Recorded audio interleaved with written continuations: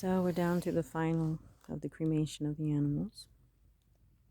We have baby girl Magic with the remainders of her mother. They were killed a month apart. But because of all the freezing, cold weather, they were frozen solid. Magic was just recently killed. Her mother was died a month ago, but she was frozen solid. And then her father will be the final one. Out of 11 goats, we have one left. And she's up for sale. So was Magic. And I've noticed the last 3 times I've posted animals for sale, they were killed within 24 hours. Specifically, where other animals were left alone in the same pens, the ones that were put up for sale were specifically killed.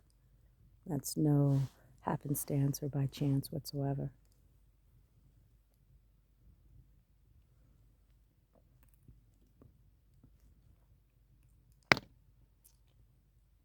But I'm finally getting down to the last few. It was about 250 pounds of meat that had to be first let to set and dry out a bit, and then cremated. And the meat couldn't be used for anything else because poison was used. So it wasn't worth the risk of it being in the tissue and making my dogs sick. And human beings should never eat anything that's already dead. If you don't kill it yourself fresh, you should never eat anything that's already dead, even if it's not poisoned. But had it not been, that's a lot of meat. That would have gone a long way. Could have been cooked and packed in the freezer and fed to the dogs, especially since we have extra large breed dogs and a bunch of them. But instead, entire waste. I hear you, baby girl. I'm right here, but I'm busy. She wants me to come over there and be with her, but right now I need to keep a close eye on the fire. It's still dry out. Actually, tonight it's supposed to rain. And judging by the clouds in the sky, it might have changed its mind. The clouds are over everybody else's property, and right over my property, there's a break in the clouds. Look at these babies put to their final rest. And finished getting the smaller animals sold and moved off of the property. Also putting up fencing until we are gone from the premises so that the dogs can be loose in the areas that we don't want the trespassers. But as I've said time and time again on the videos, a person has to trespass 660 feet onto our property. The property is just a few, not even a full foot short of 30 acres. And we are located, the animals and the animal pens in my trailer, in the middle of the property. So people have to trespass close to 1/4 of a mile onto our property. That's going as far the hell out your way when the property is fenced, clearly posted, no trespassing, etc., to mess with the animals and to vandalize. Again, we've been the target of a hate group consisting of many of our neighbors in the founding families of this town. We have evidence and proof of them accessing my personal accounts illegally from their home addresses, which was stupid as fuck, because we got their asses.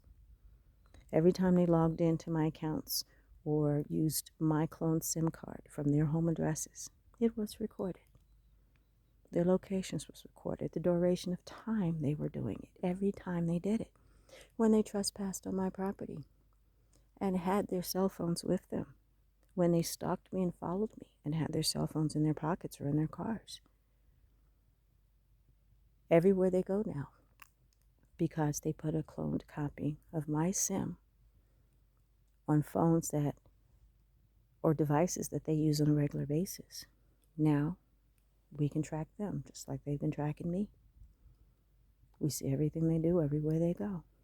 We know where the kids go to school. We know where one lady gets her lashes done.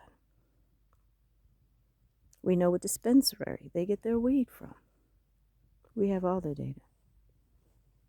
And the FBI Cybercrimes Unit, the FBI Hate Crimes Unit, the Department of Justice, Domestic Terrorism and Hate Crimes Unit, and quite a few others all have this information. They've been given copies of the databases and all the information that they need. What's more, I'm sure that they have devices that have gotten them 10 times more information than I have access to. So it's just a matter of time. They thought they were going to run me off my property. That's not going to happen. But they're going to have some nice long prison sentences to think about what they've been doing, because nobody's playing with them.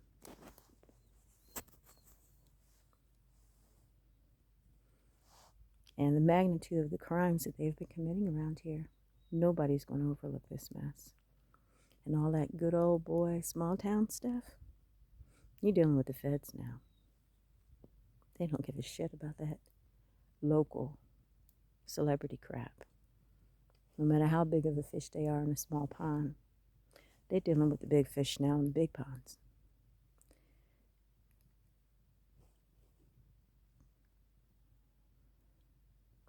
And there will be consequences, very, very serious consequences for everything they've done. And it's kind of funny because the people will approach me in places and act all nice, and they don't know I know who they are. They don't know that the minute I had their phone numbers and addresses, I looked them up. I have photographs of them. I know what every member of their family and every person in their household looks like. They're playing a very dangerous game. Again, with somebody who's not playing with them. And everything I know, the people who know me know. So this information has been passed around quite well, besides to the federal agencies. So they may think they have the upper hand. Their asses are already caught and they don't even know it.